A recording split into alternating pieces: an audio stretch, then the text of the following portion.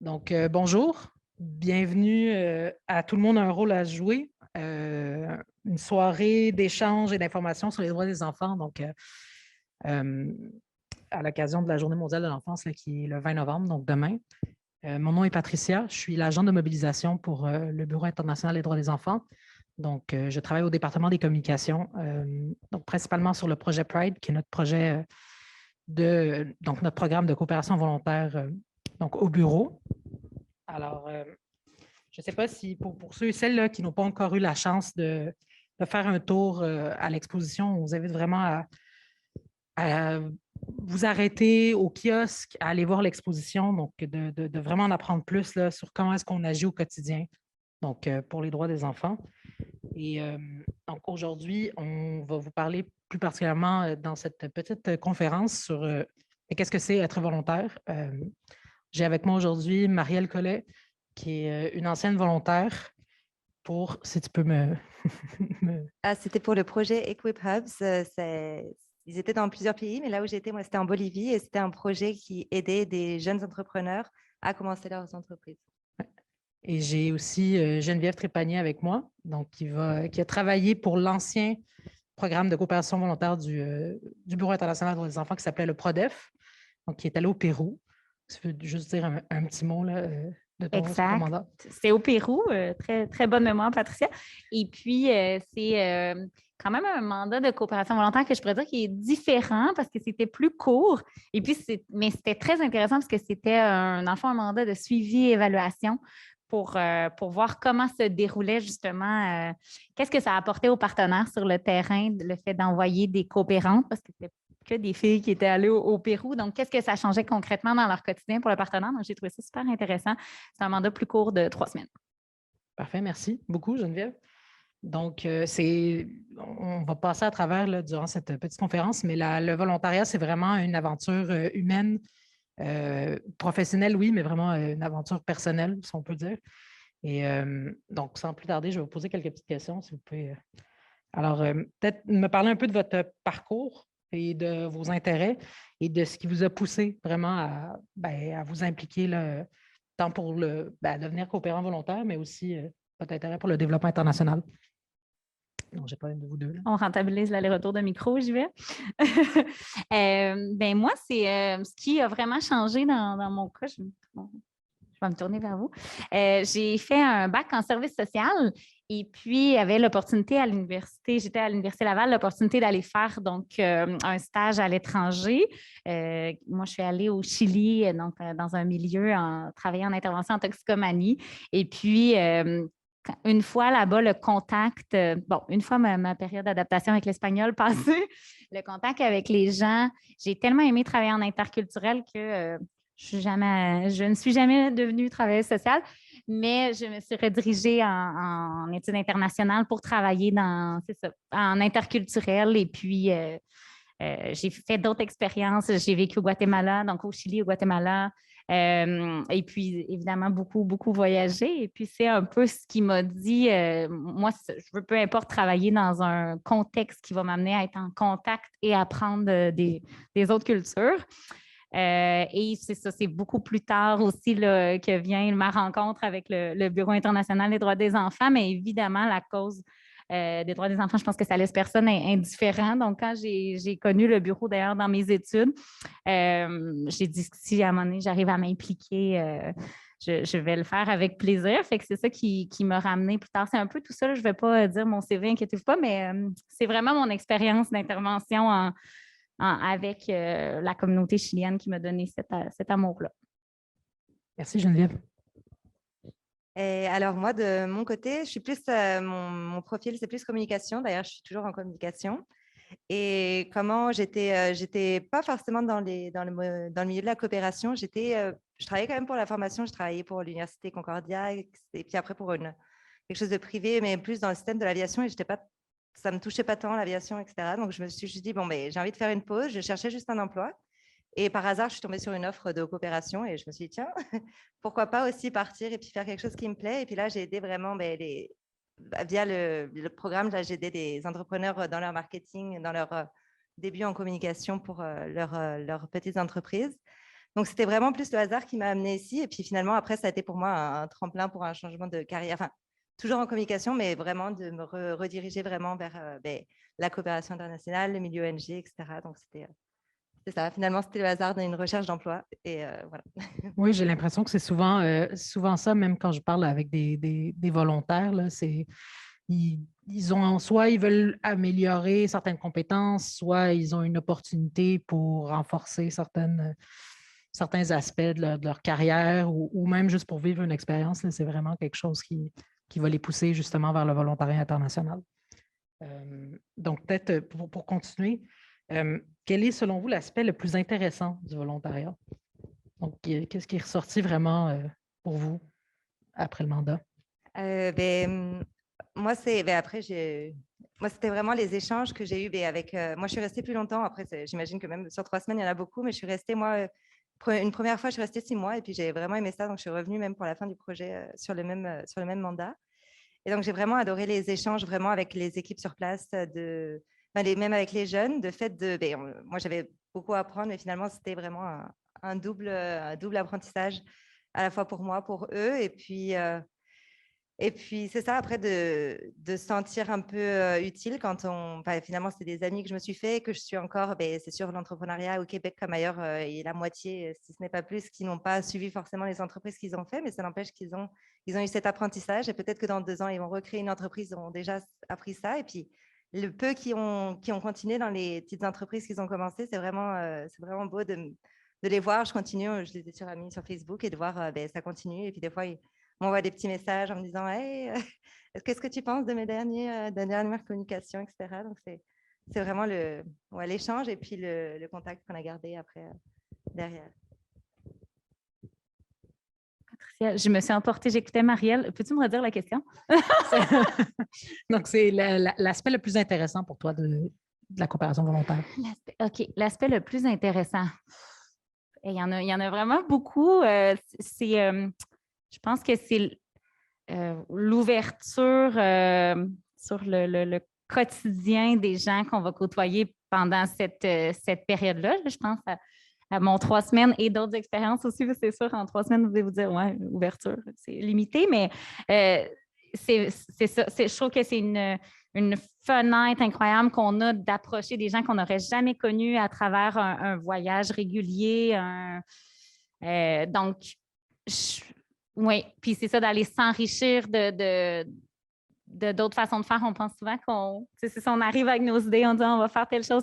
Finalement, ça ne se passe pas du tout comme prévu. Puis ça nous confronte à plein de choses, à nos valeurs, à qui on est. Puis c'est ça, on apprend beaucoup à travers ça. L'expérience d'apprentissage, je dirais vraiment. C'est génial. Tu lis dans mes pensées, tu parlais de confrontation.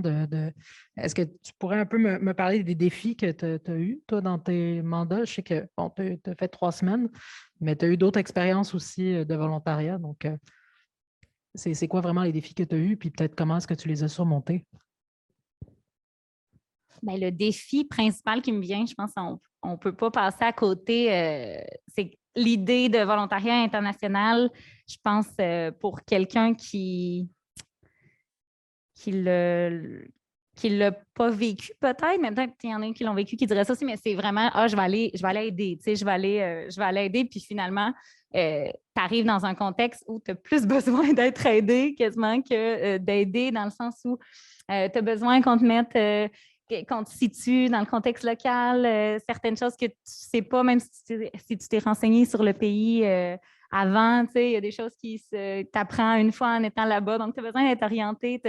Donc, le défi, c'est aussi de remettre en question un peu ce rapport-là de « Ah, moi, je vais aller me rendre utile, moi, je vais aller aider », mais c'est ça.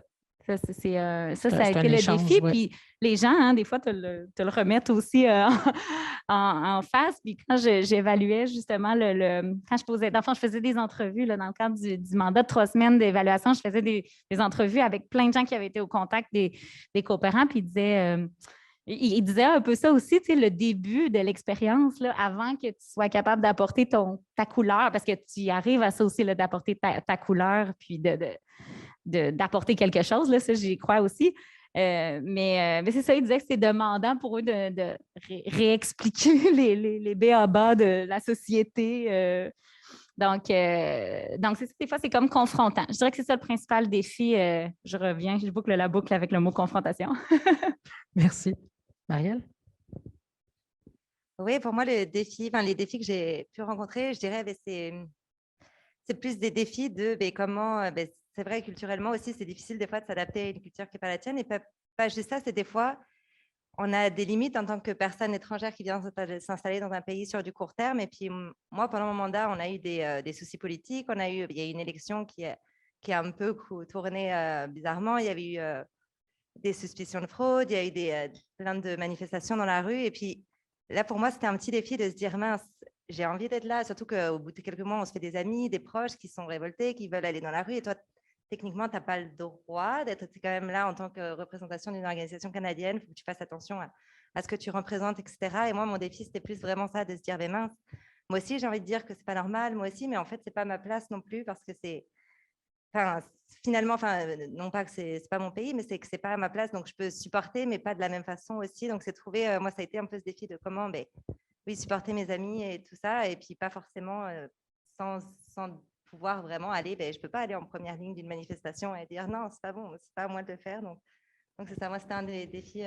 Qui était déjà un très, très gros défi aussi, là. Oui. Ouais, j'imagine. Puis peut-être pour continuer là-dessus, c'est quel a été votre ressenti à la fin du mandat? Donc, Marielle, tu dis que ça a été pas mal tumultueux vers la fin, mais... Oui, c'est vrai que en fait, c'était la deuxième fois que je suis revenue, c'est là qu'on a dû rentrer plus tôt que prévu. Donc, c'est dommage, mais après, j'en garde. C'est la réalité des fois. Là, c'est ça, c'est la réalité finalement de ce qui se passe parce que le pays a été bloqué pendant trop longtemps et ça tombait sur la fin du projet. Donc, ils ont juste terminé un peu plus tôt. Et ça arrive, malheureusement, mais ça n'empêche que moi, le fait aussi, j'ai de la chance parce que j'avais fait un autre mandat avant et puis là, on n'avait pas eu de soucis politiques. Donc, j'ai quand même déjà eu cette fin de mandat où j'avais été vraiment super heureuse de ce qui s'était passé. Et puis, la deuxième fois, il y avait peut-être la frustration de ne pas pouvoir en faire autant que tu aurais aimé. Et voilà, après, j'ai vécu les deux. Donc, moi, je garde vraiment le plus le positif des choses qui ont pu être faites. Et puis, dans tous les cas, mon expérience a vraiment été super positive. Mais oui, c'est vrai que... Merci. Geneviève? Le ressenti, je réfléchis à ma réponse. C'est, moi, peut-être quelque chose qui revient à à toutes mes expériences à l'étranger, ça a été d'avoir de la difficulté avec cette coupure-là. Tu t'investis, ça dure X temps, puis après de revenir. C'est le choc de retour là, est encore plus dur que le choc culturel. Là, pour moi, ça a été ça. Fait que mon ressenti, c'est toujours de l'amertume quand ça termine. Mais tu sais, c'est ça, je pense. Aussi, la coopération volontaire, c'est tu vas peut-être en parler, Patricia, mais tu sais, c'est vraiment, ça se passe, une personne y va, tel temps, ça contribue, puis après, tu passes le flambeau à la personne suivante, puis il faut aussi accepter un peu, moi, j'ai fait cette section-là, après, ça va être fait différemment par quelqu'un d'autre, puis laisser aller, mais c'est difficile, des fois, tu aurais le goût de rester encore plus longtemps, puis je pense que tu veux toujours en faire plus. Oui, exactement. Mais un petit peu plus tard, il y aura une deuxième conférence là, où on parle un petit peu plus sur la coopération volontaire et le projet Pride. Mais juste pour vous dire, c'est un projet de 7 ans. Hein. Donc, c'est un long projet. C'est un très long processus.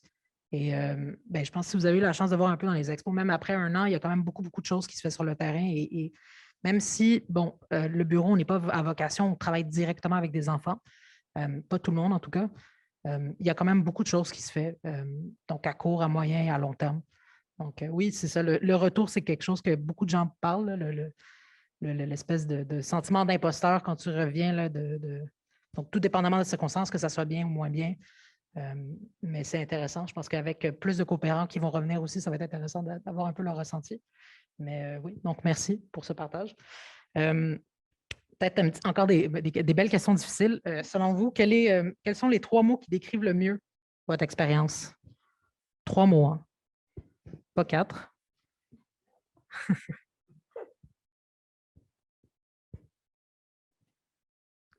On y va dans la spontanéité.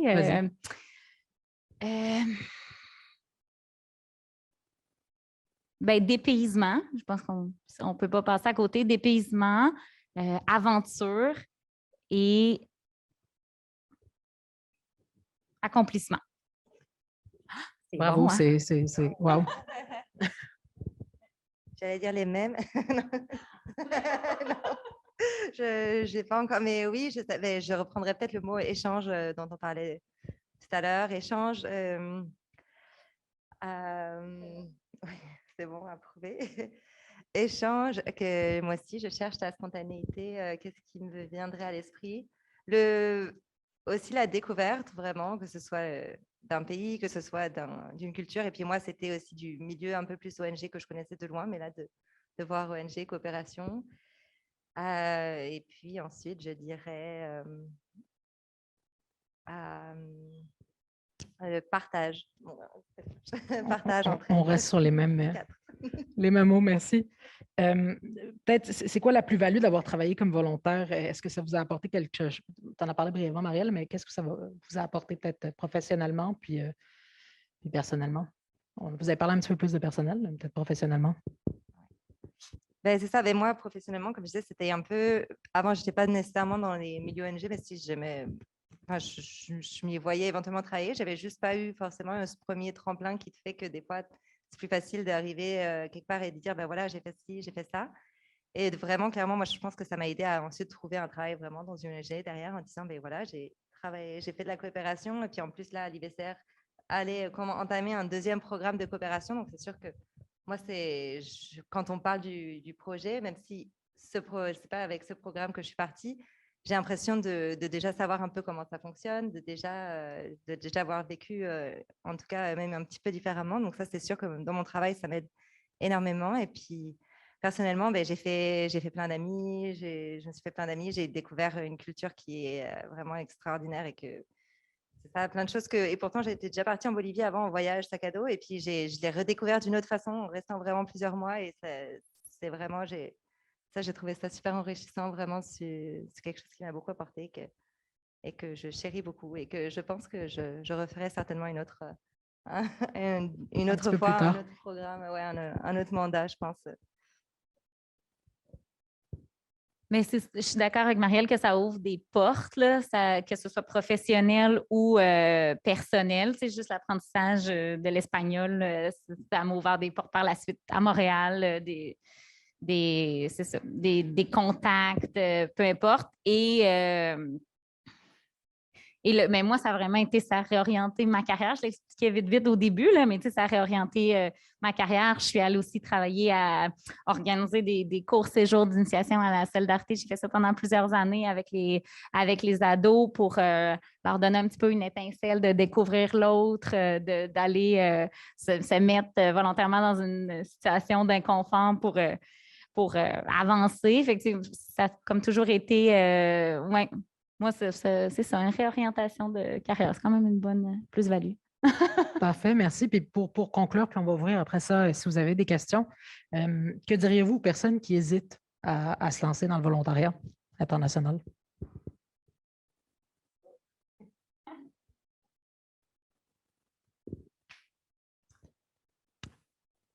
Mais je pense qu'il faut quand même que ce n'est pas nécessairement fait pour tout le monde ou pas à n'importe quel moment dans notre vie. Tu sais, je pense qu'il faut sentir qu'on a le goût de se lancer dans l'inconnu un petit peu. Il faut être prêt aussi à partir pendant une certaine période de temps puis pas le faire en étant trop regardé en arrière toujours. Il faut vraiment être prêt à se mettre à 100% dans ce projet-là. Vraiment s'investir, avoir le goût de s'investir, mais ça dépend c'est quoi les questionnements des gens. Je pense que c'est important aussi de se renseigner sur la culture du pays avant le plus possible. Ça l'aide l'arrivée. C'est peut-être ce que je dirais, mais je voudrais savoir les gens ont quelle inquiétude pour mieux y répondre, mais ça serait mes deux messages. Moi, j'allais dire allez go, les yeux fermés, mais bon, du coup... C'est deux styles différents, oui. Non, bon, peut-être pas les yeux fermés. Bonne réponse, Marielle, merci. mais après, moi, en tout cas, ce que j'aimerais appuyer, parce que je sais que j'avais quand même regardé plutôt, avant de connaître ces programmes-là, je regardais des fois les programmes de volontariat et c'était soit des fois compliqué, des fois aussi cher pour soi. Et là, j'étais vraiment agréablement surprise. Et puis, c'est pas pour faire, tu t'expliqueras plus plus tardivement. Mais comme quoi, c'est quand même, on a un billet d'avion qui est pris par l'organisation. On a pas un salaire, mais c'est une compensation pour pouvoir vivre là-bas sur place. Il y a il y a quand même une organisation qui est derrière toi, qui est au Canada, qui t'aide. Donc ça, c'est vraiment un support Et des que moi, responsables régionaux aussi qui sont C'est sur ça. place. Donc, Oui, donc moi, ça a été quelque chose. Quand j'ai découvert que ça existait, j'étais ah bon, et puis et on te donne le billet d'avion, et j'étais ah bon, et puis on va me payer aussi. Mais après, c'est normal aussi parce qu'on y va et on travaille vraiment fort sur place, mais je trouve que ce soutien est vraiment positif et c'est vraiment quelque chose qui aide vraiment beaucoup sur l'expérience. ouais, oui, oui, vas-y. Je suis pas bébé fière de ma réponse. Là. Finalement, on y va les yeux fermés. C'est ça? Non, mais c'est bon. Je me rends compte que ma réponse aurait pu être plus réfléchie, mais je la complète. En fait, je pense que c'est important de vraiment bien se renseigner sur l'organisation derrière, les valeurs, comment c'est fait. Puis ça m'a fait penser quand vous avez dit le type de soutien que tu peux avoir pendant que tu es sur le terrain aussi. C'est super important un peu c'est quoi la façon de faire et les procédures, mais vraiment aussi l'idéologie un peu derrière chaque ONG ou chaque organisme qui fait ça, c'est pas du tout, on pense que la coopération volontaire, justement, c'est dur à mettre dans un même panier. Là. Oui, juste au Canada, juste pour faire un aparté, on est 14 organisations qui font de la coopération volontaire, donc à travers le Canada.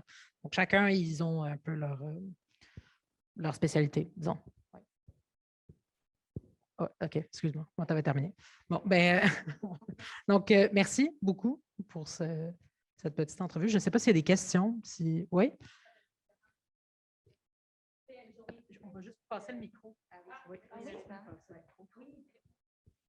Une journée typique, là, tu es allé juste trois semaines, mais une journée typique là, de 8 à 4, de 8 à 9, une journée typique là-bas, c'était comment? Oui. Bon, mais moi, dans mon mandat, c'est ça, c'était très spécifique. C'était un blitz durant les 3 semaines de rencontrer le plus c'était vraiment de faire des entrevues, donc avec le plus de personnes qui avaient été en contact avec les coopérantes qui avaient bénéficié de leur présence. C'est ça, mon but, c'était pas d'évaluer les coopérantes, mais vraiment comment le programme peut essayer de suggérer, c'était à mi-mandat, dans le fond, on essayait de suggérer des pistes pour d'amélioration, puis les apprentissages. Donc, moi, ça a été vraiment un blitz parce que mon travail, c'est fini, tout consolidé, tu sais, réécouter mes entrevues en espagnol. Des fois, j'avais perdu des petits bouts et faire le rapport, ça s'est tout fait après. Là. Fait que mon 3 semaines était vraiment au contact de pas mal, je dirais plus que du 9 à 5. J'y allais avec les dispos des gens. Tu sais, si les gens pouvaient me rencontrer dans mon 3 semaines, mais c'était de soir ou... Oui, c'est ça. Dans le fond, j'étais... Ils savaient que j'allais arriver, mais comme c'est souvent le cas en Amérique latine, même si tu essaies de le prévoir d'avance, c'est un coup sur place que ça se brasse puis que ça s'organise. Donc, ça s'est vraiment fait. Puis finalement, en parlant de personnes, mais là, je comprenais que, dans le fond, j'étais à Lima, puis finalement, c'était pas prévu, mais je suis allée à Iquitos parce que j'ai découvert qu'il y avait beaucoup travaillé les coopérantes à Iquitos. Donc, on s'est organisé un vol, va à Iquitos quelques journées, rencontre aussi des gens. Donc, c'est ça. Par contre, c'était vraiment c'était structuré de semaine, puis j'avais mes fins de semaine pour profiter. Là. Fait que je dirais pas du 9 à 5, mais du lundi au vendredi, oui. On l'a respecté. Je pense que c'est important de dire aussi que, oui, donc il y a une formation prévue, une formation pré-départ qui est prévue donc avant. Il faut dire qu'on travaille dans 11 pays avec 33 partenaires différents. Chacun des partenaires a sa spécialité. Les mandats sont très différents. Donc, ça peut être un mandat en communication pour faire de la vidéo. Ça peut être, on cherche des conseillers juridiques, des personnes qui font vraiment de la gestion de projet, qui travaillent sur des plans stratégiques. Il y en a qui sont plus sur le terrain. Donc, là, c'est juste une fenêtre. Je fais juste le mentionner parce que c'est peut-être pas... Ça dépend. Là, tout est très, très, très différent. Là, mais oui, c'est ça. Donc, ça dépend vraiment aussi des mandats, puis sur le coup, qu'est-ce qu'il faut faire. Puis c'est très différent, oui, puis de la durée des mandats. Donc toi, tu étais parti pour 3 semaines. Nous, en ce moment, on a donc, le plus court, c'est 2 semaines. Je vous avouerai que là, c'est très rare. C'est surtout des mandats long terme. Donc, soit des 6 mois, soit du 10 mois. Renouvelable aussi. Donc, c'est mon petit... Si tu voulais, Marielle, un peu parler de toi, ton... Oui, moi, c'est vrai que c'était aussi spécial dans le sens où on avait une petite équipe aussi sur place. Après, ça ça fait l'équivalent finalement d'un partenaire souvent parce qu'on est souvent intégré en tant qu'un partenaire. Ouais. Et donc, c'est ça, moi, je travaillais, j'avais plusieurs sessions. Ils faisaient déjà pas mal de foires, enfin d'événements. Donc, moi, je les aidais, on allait à des événements là où il y avait plein de jeunes pour parler du projet parce que c'est un projet qui donnait un peu des formations d'entrepreneuriat, donc vraiment un petit cours d'entrepreneuriat gratuit. Et donc, on allait promouvoir ce petit programme-là. Et puis, moi, à côté, avec ceux qui rentraient dans le cours, moi, je faisais des petites sessions de mentorat one-on-one avec eux pour voir, OK, qu'est-ce que tu as fait? Est-ce que tu as fait une page Facebook? Est-ce que tu as fait? On n'était pas dans le niveau très avancé. C'était des fois vraiment des petits business, mais c'est ça, c'était plus du mentorat et puis des choses comme ça. Ouais. Est-ce qu'il y avait d'autres questions? Oui. Oui, moi, je voulais savoir, tu sais, les genres de mandats comme ça, souvent, c'est des mandats qui sont courts. Donc, sur plusieurs années, il y a beaucoup de gens qui viennent. Et là, je pense à Equipub, là, mettons, après 6 mois, il y a quelqu'un d'autre qui vient. Comment vous faisiez pour garder une bonne mémoire institutionnelle, fait que de passer à l'autre personne? C'était quoi les techniques? Merci. Oui, c'est sûr que ça faisait partie des défis. Surtout, après, moi, c'est ça aussi qui m'avait donné envie de revenir un deuxième mandat, justement pour voir comment est-ce que, parce que souvent, il y a plein d'idées qui fusent et puis tu as envie de mettre ça et puis tu te dis, est-ce que ça va vraiment rester après ou est-ce que ça va se mettre en place? Et nous, ce qu'on faisait, déjà, on avait un espèce de, comment dire, comme un dossier commun. Donc, à chaque fois, c'est un peu un passage entre les volontaires. Des fois, nous, on était des fois aussi ensemble à plusieurs volontaires. Donc, des fois, il y en avait enfin, tous les mandats ne partaient pas exactement en même temps. Donc, des fois, il y en a qui arrivaient, d'autres qui revenaient. Donc, il y avait un transfert de connaissances qui se faisait comme ça. Et puis, je pense surtout, ça se faisait par vraiment l'équipe sur place. Donc là, ce serait le partenaire qui... Mais au final, c'est eux qui sont aussi... Donc, c'est pour eux que... Enfin, les missions sont là pour eux. Donc, c'est eux qui gèrent aussi où est-ce que le volontaire va aider. Donc, c'est via eux, je pense, que la continuité se passe. Donc, souvent, c'est vraiment la relation avec le partenaire qui doit être forte, je pense, et qui doit vraiment, voilà, comment transmettre ce qui a été fait, ce qui se fera ensuite. Mais c'est vrai que c'est un défi. Et après, nous, c'était pas complètement parfait. Moi, je l'ai vu, mais de manière générale, je trouvais que ça se faisait vraiment grâce à l'équipe du partenaire sur place qui gardait ce lien-là. Mais ouais. Peut-être pour en glisser un petit mot, je pense que c'est quelque chose qui est très, très, très important sur lequel on travaille très fort au bureau. Comme disait Marielle, oui, il y a un travail de tisser des liens forts avec le partenaire pour justement tout le temps avancer et pas tout le temps refaire la même chose plusieurs fois. C'est aussi le rôle des responsables régionaux sur place là, de tisser des liens avec nos partenaires. Dans la continuité, nous, ce qu'on essaie de faire aussi, c'est de partager les façons de faire aussi. Donc, si quelque chose a bien fonctionné dans un pays, d'essayer d'avoir des échanges interculturels. On est en train de monter un laboratoire social aussi. On commence là en ce moment. Donc, pour avoir tout le monde autour de la table, puis parler de qu'est-ce qui se fait bien, qu'est-ce qui marche bien, comment est-ce qu'on peut avancer. Donc, c'est une grosse étape aussi du projet Pride, là, le laboratoire social. Mais ça, c'est une des façons comment est-ce qu'on veut avancer dans la continuité puis faire perdurer les changements. Donc, on pourra vous en parler dans la prochaine conférence parce qu'on est en train de s'étendre un petit peu. Là. Mais juste, merci d'avoir été là. Je vous invite vraiment à aller sur notre site web qui est assez complet, là, on parle de comment devenir volontaire, des mandats. Il y a une section blog aussi si vous voulez en apprendre un petit peu plus là, sur le travail des volontaires. On vous invite aussi à nous suivre sur les réseaux sociaux. C'est là que vous allez tout voir, là, puis de rester à l'affût vraiment là, du projet et de l'avancement du projet. Donc, merci. Merci beaucoup. Merci Marielle. Merci Geneviève. Puis, la prochaine conférence devrait débuter dans 15 minutes environ, donc vers 17h45. On va vous parler plus sur le programme Pride. Donc, merci.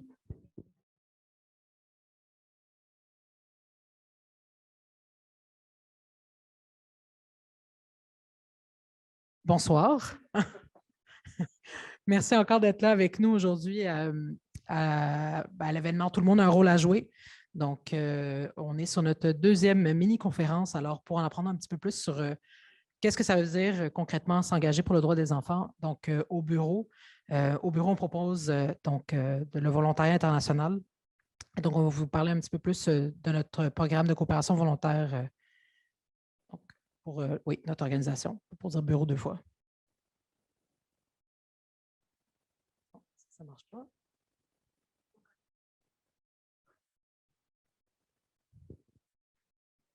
On va faire des tests. Non? Non plus? Écoutez, bon.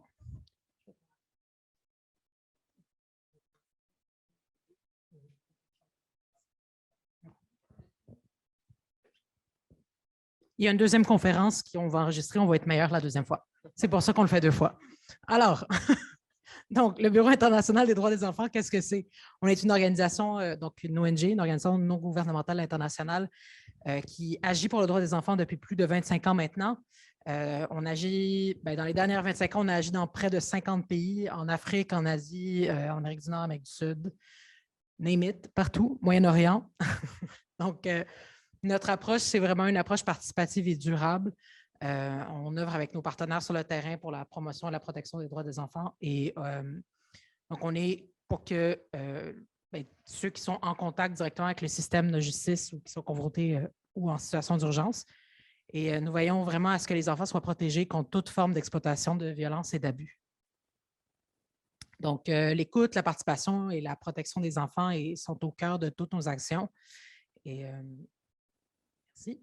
Donc, mon collègue aujourd'hui, je ne me suis pas présentée. Bon, on va y arriver. Alors, mon nom est Patricia Jali. Je suis l'agent de mobilisation pour le Bureau international des droits des enfants. Donc, concrètement, je travaille au département des communications sur le projet Pride. Donc, mon collègue aujourd'hui avec moi, c'est Marc-André Talbot, oui, et qui est le chargé de projet du programme de coopération volontaire, qui va nous parler un petit peu plus du projet. Donc, à toi. Merci beaucoup, Patricia. Bonsoir à tout le monde. Je ne suis pas très habitué de parler dans un micro depuis les 2 dernières années. Donc, je vous présente le programme de coopération volontaire pour l'IBCR, donc le projet de renforcement intégral des droits de l'enfant, pour l'acronyme le PRIDE. C'est un projet qu'on a lancé en 2020, donc 2020-2027. C'est un projet de 7 ans, un programme de coopération volontaire qui a pour objectif d'améliorer le bien-être social, de renforcer la protection, promouvoir et faire respecter les droits de l'enfant, notamment les filles parmi les plus pauvres, marginalisées, vulnérables et de façon durable. Donc, c'est vraiment l'approche du bureau à travers le Pride.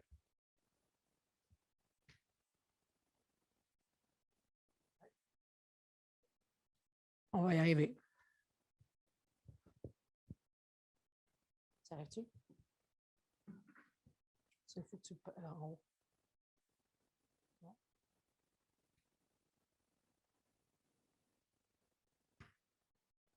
Attends. Ah, regarde. Merci beaucoup. Donc, quelques chiffres sur le Pride. Donc, c'est un projet de 7 ans, comme j'ai mentionné tout à l'heure. C'est aussi un projet qui se déploie, qui se met en œuvre dans 11 pays. Donc, 11 pays qu'on a divisés en 3 régions du monde, donc Amérique latine, donc qui comprend le Honduras, le Pérou, le Costa Rica et la Colombie, excusez-moi. Une autre région du monde dans laquelle on travaille, c'est l'Afrique subsaharienne, donc au Sénégal, en Côte d'Ivoire, au Togo et au Burkina Faso. Et la 3e région, donc c'est une région qu'on a regroupé 3 pays qui ne sont pas nécessairement de la même région, mais pour des raisons je peux dire, thématiques avec les organisations avec lesquelles on travaille. Donc, la 3e région regroupe le Maroc, la Tunisie et Madagascar. Et donc, dans chacun des pays dans lesquels on travaille avec au minimum 3 organisations partenaires. Donc, des organisations de la société civile, des organisations des institutions étatiques. Et l'objectif, comme l'a mentionné ma collègue Patricia tout à l'heure, c'est d'avoir un impact durable, donc de renforcer les capacités de chacune des organisations avec lesquelles on travaille pour la promotion et la protection des droits des enfants. Voilà. Bien sûr. C'est disponible sur Affaires mondiales Canada. Je pense que tous les programmes ensemble, c'est 700 millions. Je pense que pour le Pride, c'est environ une 30aine de millions dans ces coins-là. Ouais. Mais c'est disponible sur Affaires mondiales Canada. Vous pouvez voir tous les projets financés par le programme de coopération volontaire. Et c'est ça. Le programme de coopération volontaire d'Affaires mondiales Canada, c'est 14 organisations canadiennes. Donc, l'IBCR en est une, mais il y a des organisations comme Oxfam, CUSO, Carrefour International. Bref, vous pouvez voir toute la liste sur Affaires mondiales Canada. Oui. Est-ce qu'il y avait d'autres questions à partir de ce moment-ci? Non. OK. Donc, le Pride, c'est l'acronyme du Pride. Ça évoque la tolérance, la diversité, donc pour l'acronyme qu'on connaît tous, mais aussi, ça met de l'avant la capacité des enfants à prendre part aux décisions qui les concernent. Et ça, c'est vraiment la vision de l'IBCR, à la défense, à la promotion de leurs droits. Et l'égalité des genres, l'autonomisation des filles, la participation active des enfants sont aussi au cœur de toutes les activités du projet. Donc, avec chacun des partenaires, chacune des personnes coopérantes, c'est vraiment l'approche qu'on promouvoit à travers le Pride. Donc, pour continuer sur la lignée, donc la coopération de volontaires au sein de l'IBCR, c'est vraiment travailler conjointement, donc avec nos partenaires locaux dans un but commun. C'est encourager la participation active de tous les acteurs impliqués de la protection de l'enfant, mais aussi des enfants eux-mêmes. C'est favoriser la coordination et la compréhension des rôles et des responsabilités de chaque acteur du système de protection de l'enfant. Dans la conférence un peu plus tôt, j'ai parlé du laboratoire social, donc on va avoir la chance d'en parler un petit peu plus aussi, mais c'est un des aspects, des gros aspects de notre organisation aussi. Et enfin, d'engager et de sensibiliser le public canadien, mais le public aussi dans le monde, aux enjeux des droits des enfants à travers le monde. Donc, qui peut être volontaire? Donc, les volontaires, ils viennent de tout horizon. C'est des étudiants, des étudiantes, des jeunes diplômés, des personnes en début de carrière, des personnes travailleurs expérimentés ou encore à la retraite. On va en parler un petit peu plus, mais on a des opportunités de volontariat, donc nord-sud. Donc, on parle ici vraiment de personnes résidentes ou citoyennes canadiennes. On a en ce moment, donc principalement des volontaires sud-sud aussi. Donc, c'est des personnes qui résident ou qui sont citoyennes des pays d'intervention, donc les pays qu'on a mentionnés un petit peu plus tôt. Et le volontariat national, donc c'est des personnes qui sont déjà basées dans les pays d'intervention, qui sont soit résidents, soit citoyens canadiens. Bon, je pense que je vais entamer davantage la discussion sur les mandats et les compétences recherchées. Donc, c'est vraiment, le Pride, c'est diversifié. Tout à l'heure, j'avais la question d'une personne qui a passé au kiosque qui me demandait si on faisait du volontariat à distance. Ce n'est pas un type de volontariat qu'on préconise parce qu'on pense que l'approche au niveau personnel, au niveau terrain, a plus d'impact, on pourrait dire, durable au niveau du type de renforcement qu'on fait. On fait plusieurs types de mandats, donc des mandats courts de 2 semaines, qui sont vraiment une approche d'expertise sur une problématique précise pour nos organisations partenaires. Donc, on pense par exemple au développement d'une planification stratégique, on pense à une planification de plan de communication. Souvent, c'est des expertises que nos partenaires n'ont pas nécessairement à l'interne, parce que parfois, c'est des organisations de travailleurs sociaux, de psychologues, d'avocats, qui ont parfois cette approche-là au niveau de l'intervention, au niveau de l'enfant, mais moins au niveau structurel. Donc, c'est vraiment, il y a plusieurs types de mandats. Donc, le mandat court terme, c'est une des approches qu'on préconise. Les mandats moyen terme de 10 mois, donc coopérants canadiens, canadiennes, qui va dans un pays d'intervention pour apporter son expertise, apporter son appui ou ses compétences. C'est vraiment la majorité des mandats, ce sont des mandats de 10 mois. Et finalement, des mandats longs de 12 mois, c'est les mandats des responsables régionaux, donc qui sont là pour superviser, on pourrait dire, les lignes directrices de l'appui des coopérants. Et on pourrait dire que les compétences recherchées au niveau des différentes personnes coopérantes, ça varie beaucoup. Ça varie selon les besoins des organisations partenaires. Ça varie selon l'analyse ou le travail qu'on a fait d'abord, de compétences qu'on peut apporter à l'organisation partenaire. Donc, c'est vraiment diversifié. Quand on parle de droits de l'enfant, ça peut être des avocats comme ça peut être des juges qui apportent leurs expertises au niveau des organisations partenaires. Oui?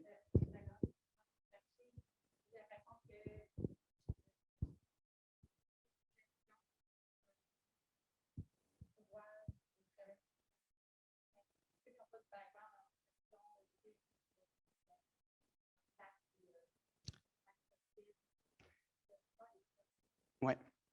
C'est vraiment des profils, je dirais, diversifiés. On ne le mentionne pas ici nécessairement, mais on pense aussi à des personnes qui ont des compétences en informatique. Il y a des organisations partenaires qui ont des besoins au niveau de la structure informatique de leurs organisations. Ça peut être aussi une des choses qui est à réfléchir. La communication, le travail social, On a eu aussi des demandes de partenaires au niveau pédopsychologie, donc de l'accompagnement. Oui, exactement. Donc, c'est selon les besoins de renforcement interne et selon l'analyse ou la discussion qu'on peut avoir avec les directrices, les directeurs des organisations, pour voir comment on peut apporter une plus-value au niveau de l'intervention, de l'accompagnement de l'enfant. Donc, c'est ça. Souvent, c'est... Ça dépend aussi de l'expérience. Donc là, bon, gestion organisationnelle, on va se le dire, c'est un mot très, très large. Ça veut dire beaucoup de choses. Donc, je pense que ce que je vous inviterais à faire, c'est vraiment d'aller voir les types de mandats offerts et de regarder le profil des organisations, qu'est-ce qu'ils recherchent. La liste des compétences est très longue, ça, c'est vraiment un résumé.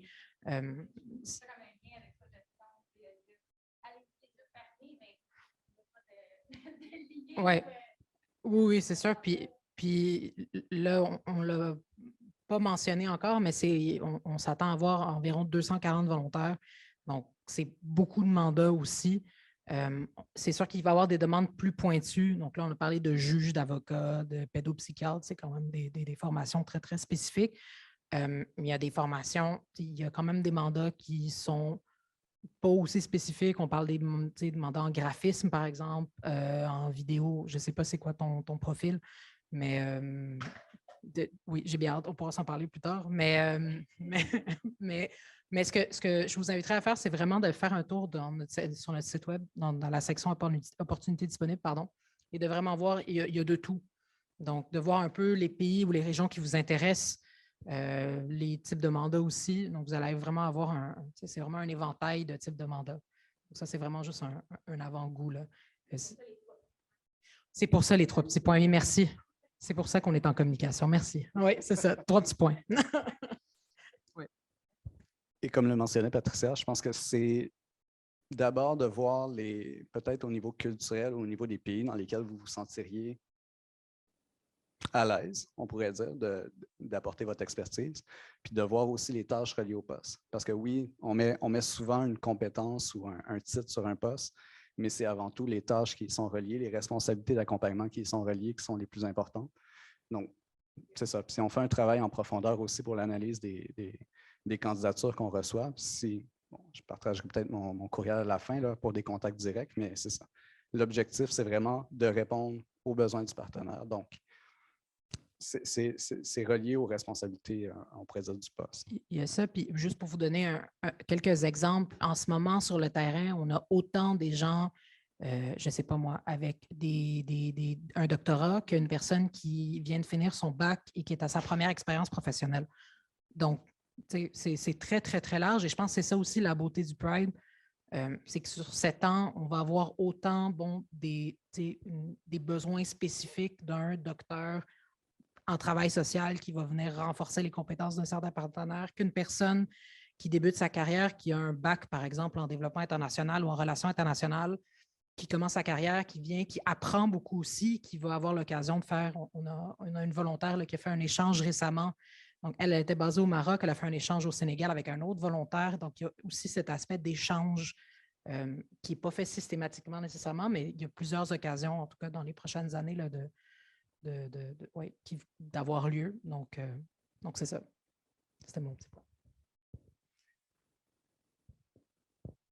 Je pense que c'est ça. Une des pas, puis j'en discute souvent avec certains partenaires sur le terrain actuellement. Certains partenaires et certaines personnes coopérantes qui doutent parfois de leur capacité, de leur expérience. Comme le disait Patricia, on a des personnes qui ont 20-30 ans d'expérience, qui sont vraiment à un très haut niveau. Puis on a des personnes qui viennent de commencer au niveau professionnel. Et c'est toujours un avantage pour l'organisation partenaire d'avoir ce nouveau regard-là sur leur organisation, ce point de vue externe-là d'échange, tant au niveau culturel qu'au niveau structurel de l'organisation pour dire, de mon point de vue externe, il y a peut-être des choses qui clochent à ce niveau-là et à ce niveau-là. On peut en parler, on peut voir comment on répond à cette problématique-là. Donc, c'est ça. Je trouve que le Pride, c'est une opportunité de partage davantage d'expérience et de points de vue. Donc, c'est sûr qu'on recherche beaucoup au niveau des expertises, mais c'est ça. Une personne qui fait son entrée aussi au niveau professionnel a tout amené aux organisations partenaires et pour les droits de l'enfant au final. Et c'est pas parce qu'on dit expertise et que c'est un gros mot que, oui, c'est ça, on parle de, oui. Donc, chacun a sa place dans ce projet-là. Donc, peut-être pour continuer un petit peu plus dans comment concrètement devenir volontaire. Donc, je vous ai parlé de notre site web est assez complet, d'aller dans la section « Je deviens volontaire ». On a vraiment plein d'informations, tant au niveau qu'est-ce que c'est le projet Pride, qu'est-ce que ça va être le laboratoire social, les partenaires sur le terrain, les blogs des volontaires, si vous voulez en apprendre un petit peu plus là, sur leur... aussi les biographies des volontaires, ça peut aussi vous donner une petite idée des profils en ce moment qu'il y a. Comme on vous a dit, c'est un projet sur 7 ans. C'est un programme en mouvance. Donc, il y a des besoins maintenant. Les besoins vont sûrement être différents dans 2 ans aussi. Donc, ça bouge énormément. Et oui, donc là, vous avez vraiment, quand vous recherchez les postes, là, donc le pays, la langue, la durée du mandat, bon, le domaine de compétences, on pourrait appeler ça aussi les thématiques là, qui vont des mandats. Et vous pouvez vous inscrire aussi à l'infolette, là, vous allez avoir toutes les informations et nous suivre aussi sur les réseaux sociaux. Donc, oui. Mais je pense, je ne sais pas si vous avez des questions, on serait assez rendu là. On a pas mal répondu. C'est plus au niveau du quotidien. Mettons, pour travailler, on va dire, je vais donner un exemple. En au Pérou, on va travailler comme gestionnaire de projet pour le bureau international. Je fais un data science. Est-ce qu'essentiellement, c'est à peu près 90% de travail derrière un ordinateur et une variété de tâches? C'est très, très, très varié. Je peux vous donner quelques exemples pratiques actuellement qui se passent sur le terrain.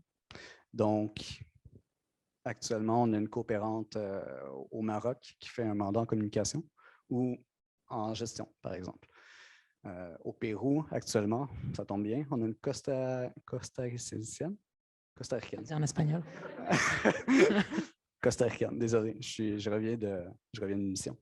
Donc, c'est une costaricaine actuellement au Pérou qui fait actuellement un mandat en gestion. Donc, je dirais que son mandat est très varié. Souvent, ça va être des réunions avec on pourrait dire l'équipe de travail ou de direction ou de coordination de l'organisation pour voir un peu la structure, analyser, faire un diagnostic de l'organisation, voir aussi les choses qui sont à améliorer. Et à partir de ce moment-là, elle peut faire des ateliers de formation, elle peut développer des outils. Et ça, oui, c'est du travail de bureau essentiellement, mais c'est un travail d'équipe au niveau de l'organisation parce qu'il faut qu'eux s'approprient les choses qui sont développées au sein de l'organisation pour qu'ils puissent les continuer aussi. Donc, en gestion de projet, par exemple, oui, la personne coopérante va développer des outils ou elle va développer des procédures, par exemple, dans l'organisation, mais c'est un travail d'équipe. Donc, soit qu'elle va faire des ateliers de formation, soit qu'elle va faire des formations individualisées, on pourrait dire. Donc, l'IBCR, c'est davantage, on pourrait dire le Pride, c'est davantage des renforcements de compétences. Donc, il n'y aura pas d'intervention directe avec les enfants. Oui, on favorise la participation, mais à travers notre partenaire. Donc, à travers les intervenants de l'organisation partenaire. Nous, on est là en appui à ce qu'eux font comme travailleurs sociaux, comme psychologues, comme avocats, comme gestionnaires. Donc, c'est vraiment cet accompagnement-là. Donc, on pourrait dire que oui, c'est 90%, mais ce n'est pas 90% tu t'assois à ton bureau, puis tu travailles sur un truc, tu présentes le truc, l'outil, par exemple, au partenaire, puis on y va avec ça. Non, c'est un travail d'équipe, puis on veut vraiment ce dynamisme-là au sein des organisations partenaires, parce que c'est comme ça qu'on a une plus grande ouverture, puis une plus grande durabilité aussi de ce qu'on fait avec nos partenaires ou avec les employés de nos partenaires. Et ça dépend aussi des partenaires. Donc, je pense par exemple à Eden au Sénégal, qui, eux, c'est une très grosse organisation, qui ont énormément de branches et qui font beaucoup de choses. Donc, un de nos volontaires, il a eu la chance d'aller voir pendant quelques jours, concrètement, qu'est-ce que le partenaire faisait sur le terrain. Donc, c'était un centre d'accueil, si je me souviens bien, de filles. Et donc, il a eu la chance de suivre un convoi médical, d'être là-bas, d'être sur le terrain, voir comment ça se passe, poser des questions avec les intervenants directs. Donc, ça, c'était... Lui était en charge derrière de vraiment travailler sur des procédures. Et pour pouvoir le faire, il fallait qu'il aille sur le terrain et voir comment est-ce que les gens agissent. Donc, ça aussi, ça fait partie du quotidien. Je pense aussi à des volontaires qui sont au Burkina Faso, qui travaillaient dans un centre pénitentiaire, qui travaillaient pour un centre pénitentiaire pour les enfants et donc ça faisait partie de leur travail d'aller et d'être en contact direct donc avec les personnes qui travaillaient dans ce centre-là pour améliorer leur façon de faire, pour voir travailler aussi directement avec les enfants. C'est sûr que ça, comme disait Marc-André, ce n'est pas toutes les organisations qui travaillent directement avec les enfants, mais il y en a plusieurs que c'est des très grosses organisations. Je pense à Baïti au Maroc, même Ado Plus en Tunisie, c'est des partenaires qui eux, sont très, très bien établis aussi sur le terrain.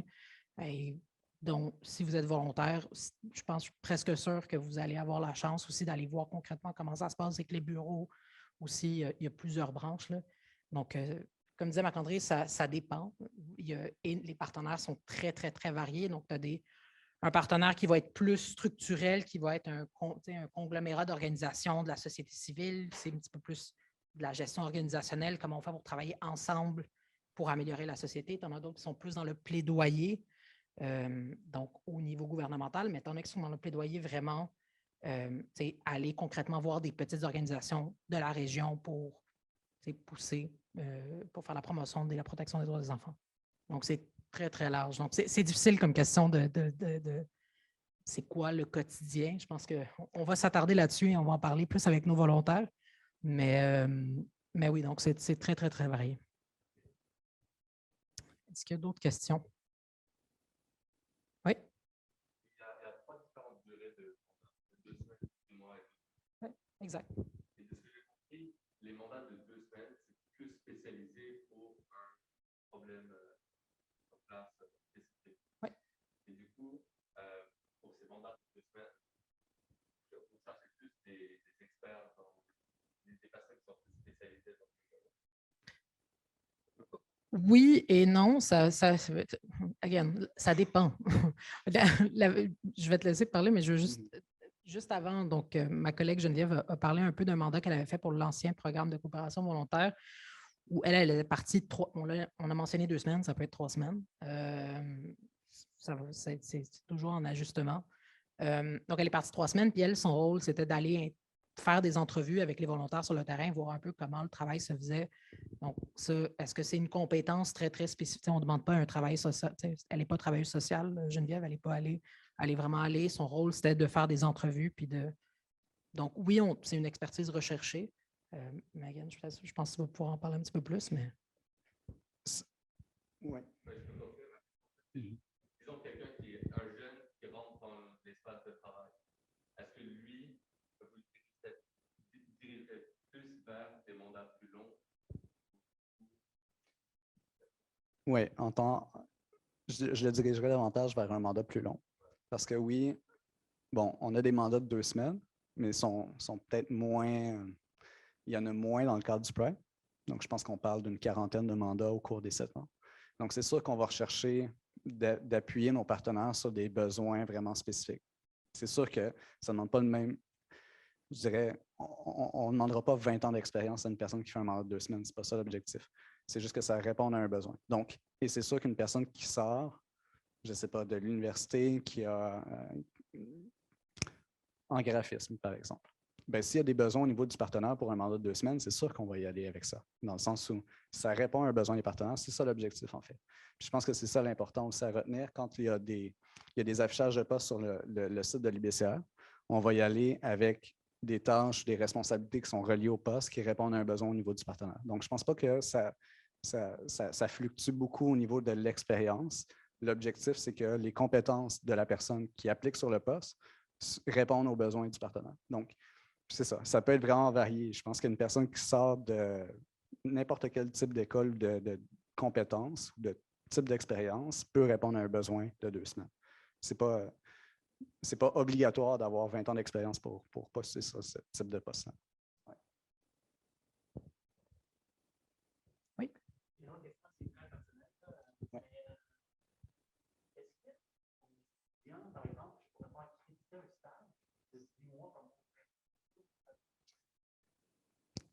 Dans mon ancienne vie, oui. Oui, ça se fait. Pour les universités, mais ça dépend, c'est des accords entre l'IBCR et le programme universitaire. En général, ça facilite un peu le processus, là. Je sais qu'il y a souvent des gestionnaires de programmes, des coordonnateurs de programmes dans les universités qui qui font ces accords-là pour répondre à un besoin d'un programme X, par exemple. Donc oui, c'est possible. Oui, oui. Parce qu'au final, le mandat de 10 mois répond, je pense, aux exigences de l'université de faire un stage de 3 ou 4 mois. Donc, ça peut faire partie intégrante des programmes universitaires. Oui. Donc, s'il n'y a pas d'autres questions, j'aimerais vous remercier. Puis, si vous avez d'autres questions, on est là toute la soirée. On va enchaîner sur une autre conférence dans quelques minutes. Puis, on vous invite à aller voir notre site web si vous avez plus de questions. Donc, merci beaucoup. Merci.